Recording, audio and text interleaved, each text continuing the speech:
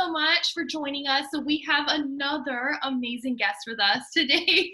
So we have Gina Economou, and she also was recently at the Galway show, the 3-day eventing show. With her horse Exclusive.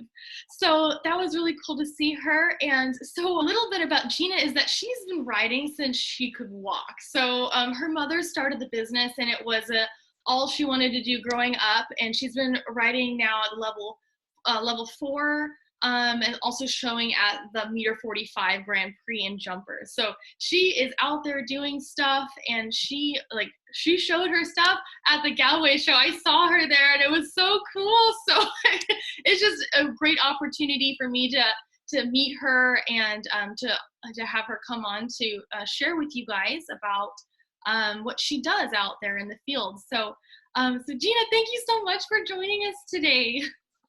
Thank you for having me. It's my pleasure.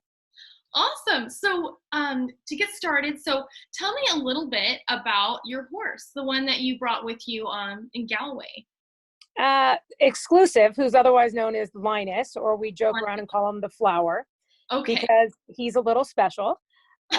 We imported him about 5 years ago, and he was amazing and wonderful for probably the first couple of weeks, and then he got quite difficult and put me in the dirt probably more often than anything I've ever ridden. And so we've had some serious lows getting to where we're getting.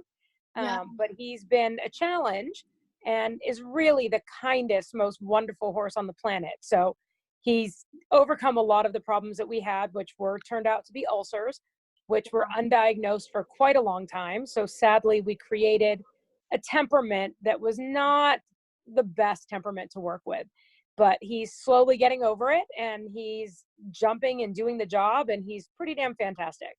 Wow, it's really good for people to hear that it's not like always so perfect, and no. It's a bumpy road.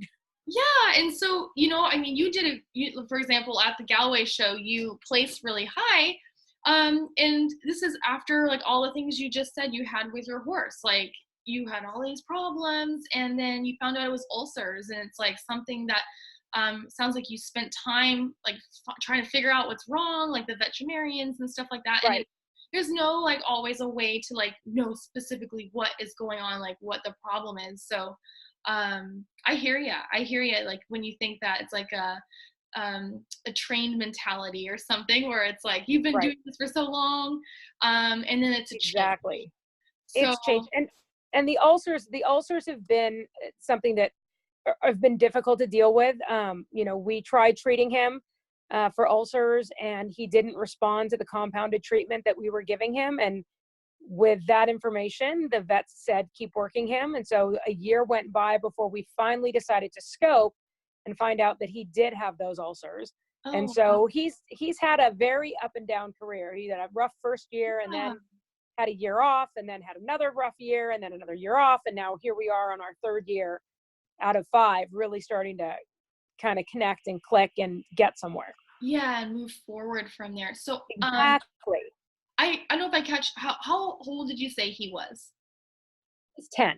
He's 10. Okay. So I'm just trying to get a feel for all this situation. So it's been a couple years you've been with him, and where did you say you got him from? You got him transported from somewhere? Yeah, he was from the Netherlands. So he flew over here, adjusted quite well. I thought he was a bit careful when we first got him. So when he became really spooky, it seemed like it could be something he would be, but not to the extent that he had done. So we went to the vets and got some information, and the consensus was not to bother scoping. And now I scope everything that comes into the barn, because I've had quiet horses with no signs of ulcers have grade 4 ulcers that you would never have believed had any kind of a problem. Yeah, and they can hide pain so well. So, I mean, True. it does show up, like you say, in performance and things like that. But like you said, in some horses, it's like you would have never have guessed they would have had that, and they're in that pain. Right. And just to think of how much better, even more like more right. work and like happier they would be after figuring this out. So Well, yeah. and to figure it out quickly before you have the kind of baggage that now we're dealing with. So now I'm dealing with the baggage from a year of being in pain, Mm, and he holds on to it. We joke around he's an elephant. He doesn't forget anything. So I just, so now to counteract that, I just, something comes into the barn, I recommend scoping just as a safety precaution to just make sure their health is paramount. yeah, absolutely. And then getting like you said, even though it was decided early, like there was no problem to get a second opinion if you're still just Right. like with that hunch, because you're the one, like the rider is the one who's with the horse the most, and they would True. understand them. You know what I mean? So I think that was great that you like, hey, this is still not right. Right. Like, let's get a second Exactly. opinion. Because Right. you know, like you see them every day and like what's normal and like what's, yeah. So, Right. and the vet just kind of gets an understanding from what your story is, like as a, just Well, you're the rider, and then they can, of course, look at the horse, but right. it's all together. Well, Um, just the fact that at that time the belief was that the treatment, that's my dog trying to get into my house. That the compounded treatment he would respond to it. So if in 30 days his behavior hadn't changed, it wasn't ulcers. And then so we did 60 days, his behavior didn't change. Once we scoped him and found he had ulcers, we cleared it up with Gastrogard and then put him back on compound to maintain it. 10 days later he had ulcers again. He is non-responsive to compound. Interesting. So they thought and believed that the treatment we were giving him was going to work. The treatment did not work. I see. Yeah. Interesting. Yeah, and so you're saying, I'm just gathering on this. So he is reacting as if he did have ulcers, Right. to jumps, because like when he does a movement, it would hurt, and so he relates Right. that motion with that pain. So Right. okay, interesting. Yeah, Yes. yeah, I hear ya. Like trying to get over that. So, Yeah, he's, like I said, he's a bit of an elephant, and it's hard because it's not only the pain that he was experiencing while riding. I tried to be kind to him, I tried to understand him, I tried to right. work through it, I tried being a little tough on him and saying no, and we tried everything, and basically created a bit of a monster, because no matter, he could never respond the way I wanted him to, because he was in an overwhelming amount of pain for him. And Mm, so he was never, no matter how I trained him, it wasn't going to work. So sadly, being that I, got tough on him, and I worked him long periods of time, and I worked him twice a day, and I did all the things, to try and, right. You're I just worked trying him. different avenues. You I didn't did know. every avenue. I, long lined him in the ring. I did everything to try and understand him, and could never find a door until a year after having him. I'm like, forget it. We're going to just scope him and see what happens. And he had grade 4. So now he's had a year of really probably not liking me or liking us. Oh, I So hear. we're digging out of a hole. And sometimes, in a lot of situations, like people like, yeah, it's like something you are doing, you're trying your best to do the right thing. Right. And all you can do after you realize like, okay, that what maybe it wasn't, it's like the wrong thing. I mean, it's like you're just learning. You didn't know. So it's like Right. all you can do is just move forward, apologize, and just move forward. Yes.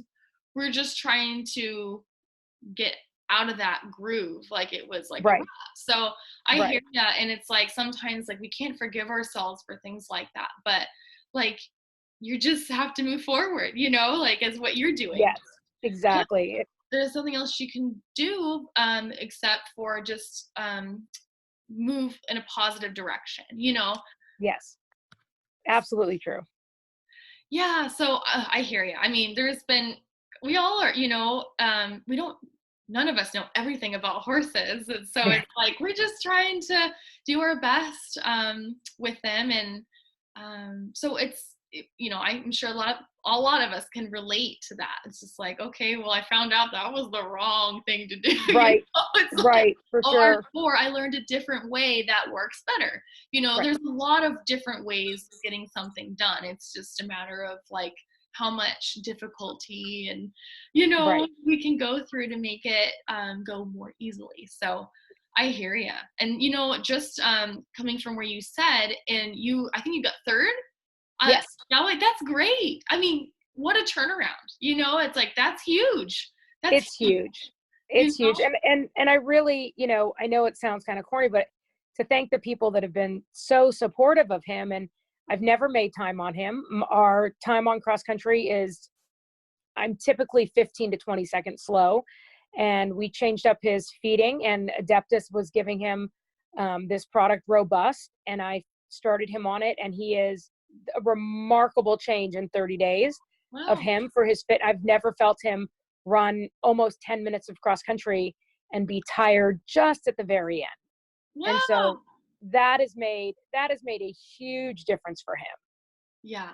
Oh, wow. So just small tweaks like that. And it sounds like you Yeah. have some people with you, or like you're talking with a consulting.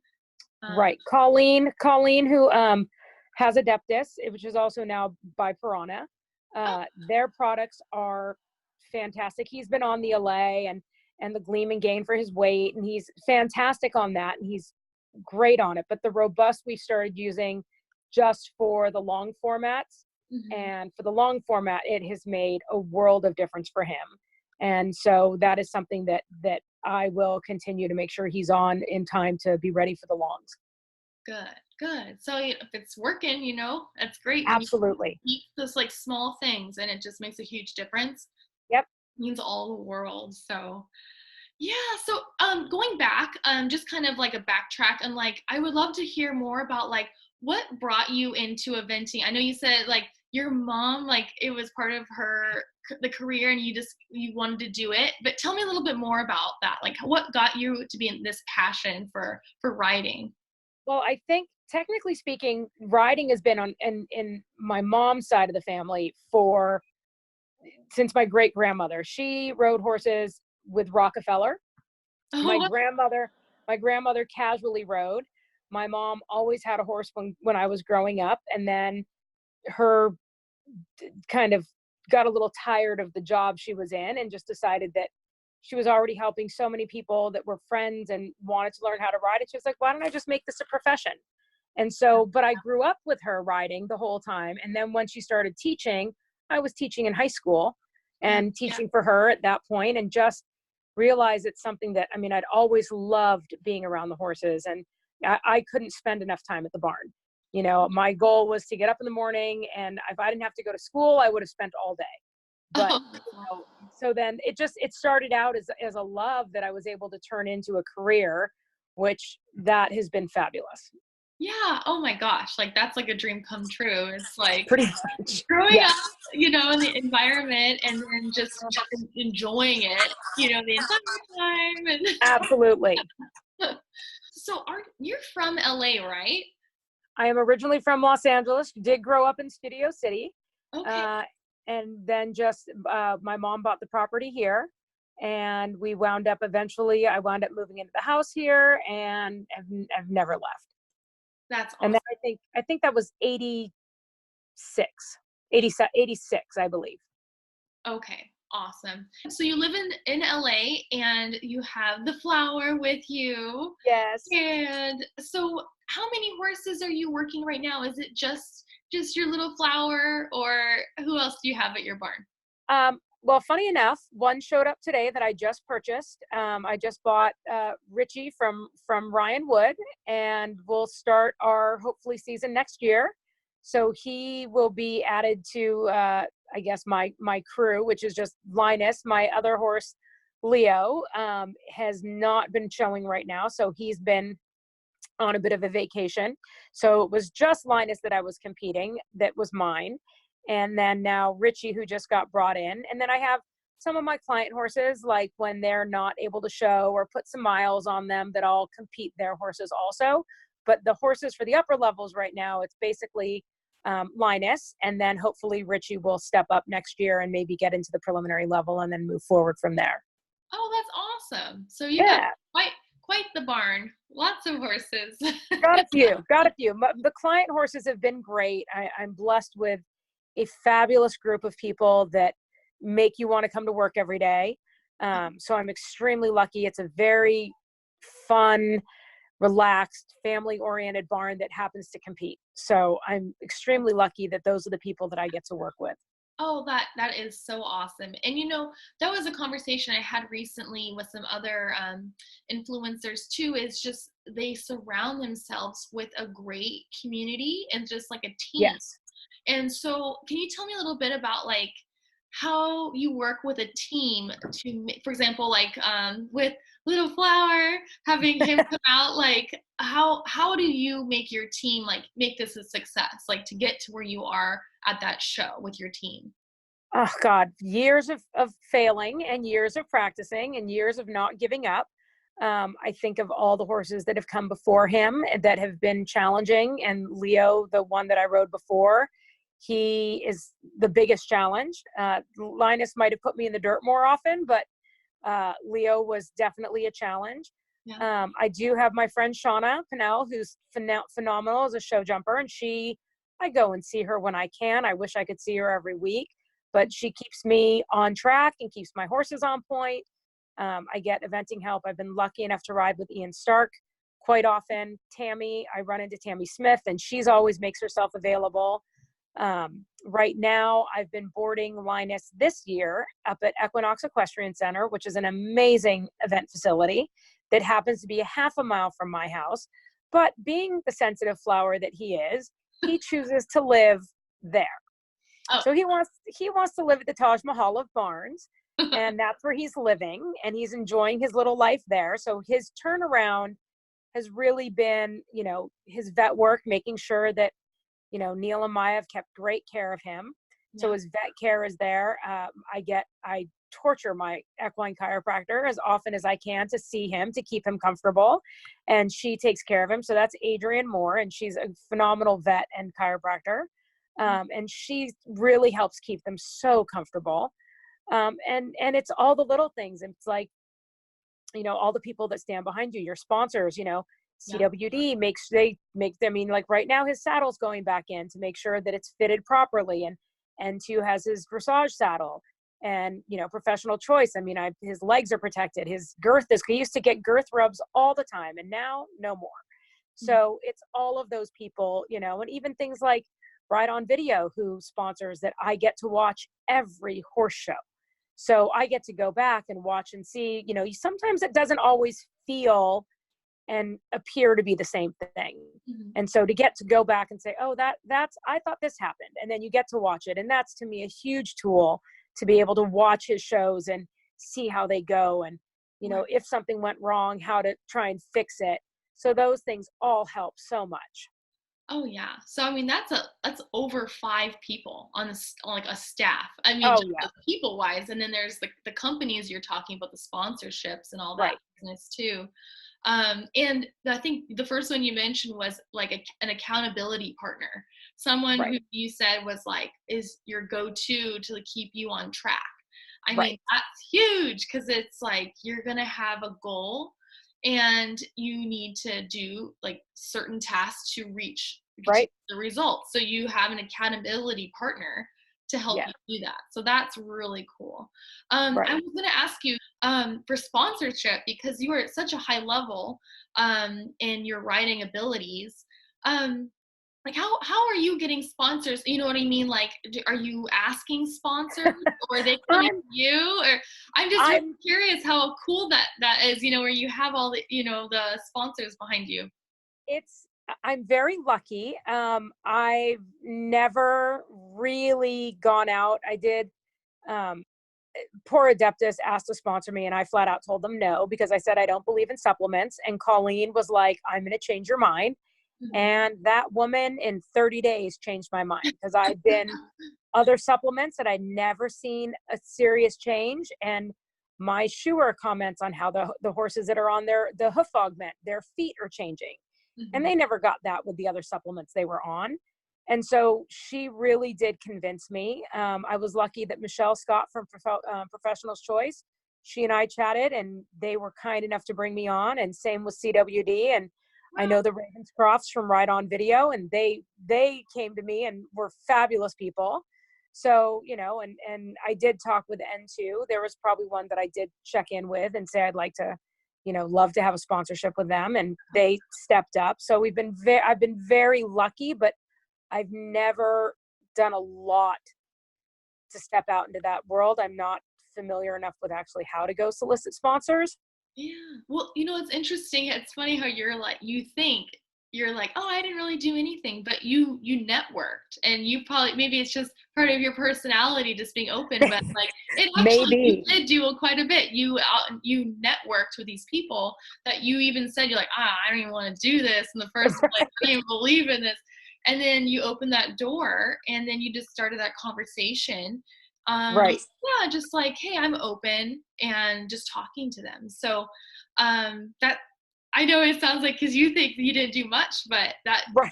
some people, yeah, it's like you did, you networked. So that's I think one of the things that it's so incredibly important, at least to me, that to really solidly believe in the products that are behind you, because yes, having a lot of sponsorship is lovely, and it's great to have tons of product, but to have products that you 100% would feed and put on your own horses, and that's what I would choose with or without their sponsorship. So that's, to me, what's important, is that I've been lucky enough to be sponsored by companies that I wholeheartly believe in.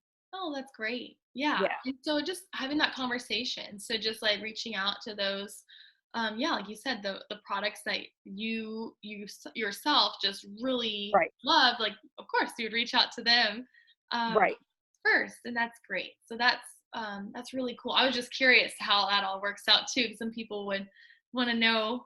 I know there are some great companies. Frankie Theriot has Athletics, which is a lovely company that helps with sponsorship. I've not signed up and gone down that road. Like I said, I've been lucky enough that I don't want to say it's kind of fallen in my lap, but there have been people that have definitely stepped up without me really, hitting the bricks and getting it done. They were just wonderfully supportive people. That's awesome. Yeah. I mean, it sounds like you do more networking than you think. Maybe. Highly possible. Which is great, as you're open to talking with the people in the industry, and it's opening big doors for you. Because I mean, just from what you're describing to me, it's you have a great area you're living in, and you have a family barn.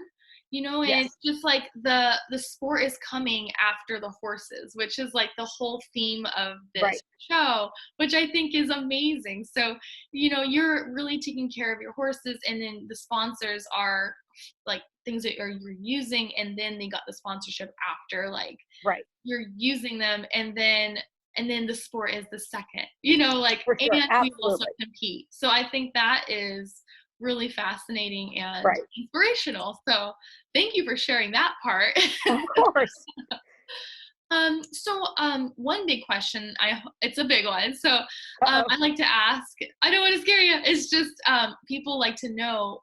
So from your experience, because you grew up doing this, like, what is like one big tip that you just would love to share with someone, like starting out, like if you knew that starting out, like that you could share with someone that would help them, that you utilize now?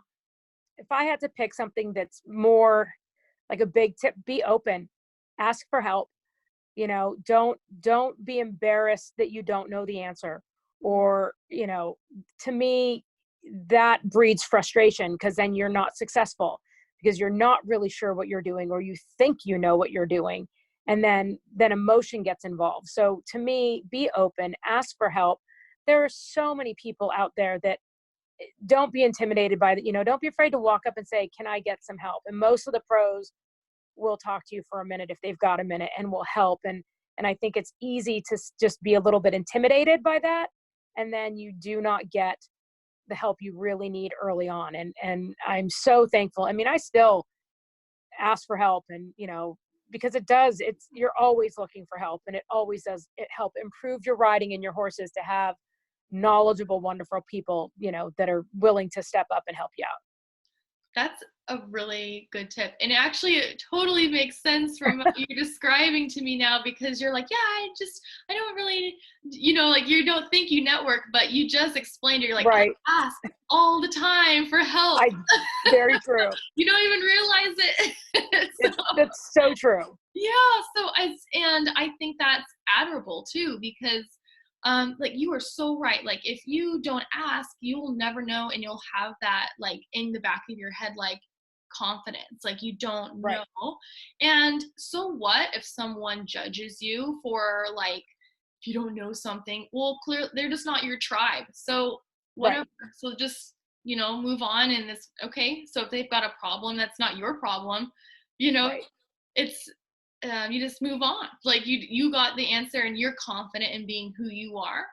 Right. And you're learning. And that's the whole process of this, is just, taking it in, learning, and having a great experience with your animals.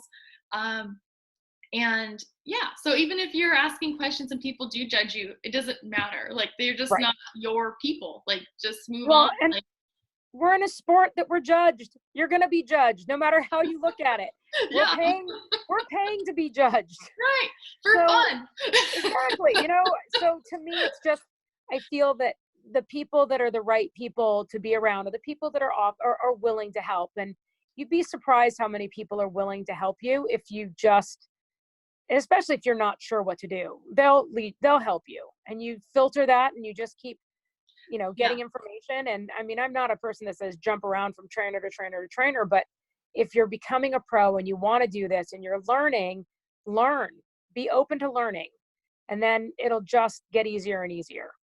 And that was a key word you said, is filter, because if you take everyone's advice, they're going to go against each other. So you have to like chip away at like what you believe is the right way for you in your situation.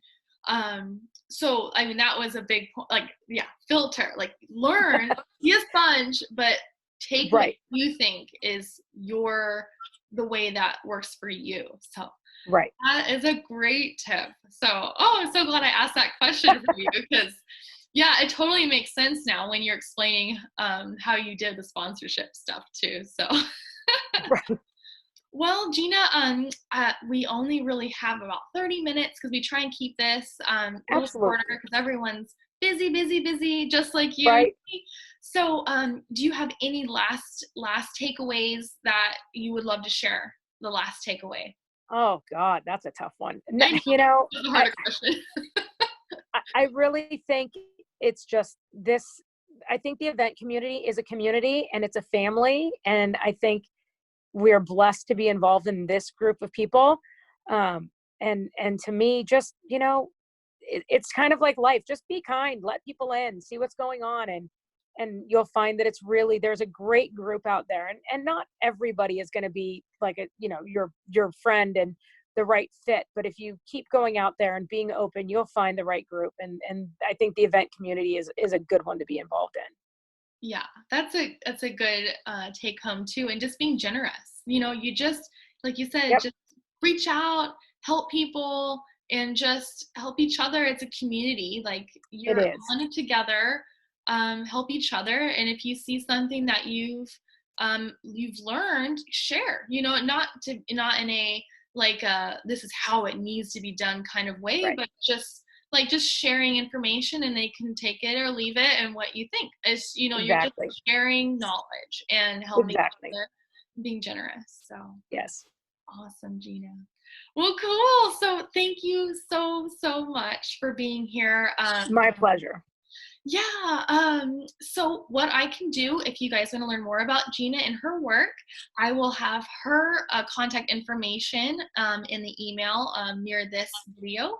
So check that out. And we look forward to hearing if you guys have any questions, or you want any feedback on this conversation. Just send us a message, and we'll be happy to get back to you. So. Awesome, Gina. Well, thank you so much. And thank you. Thanks. And we'll be talking soon. Perfect. Thanks.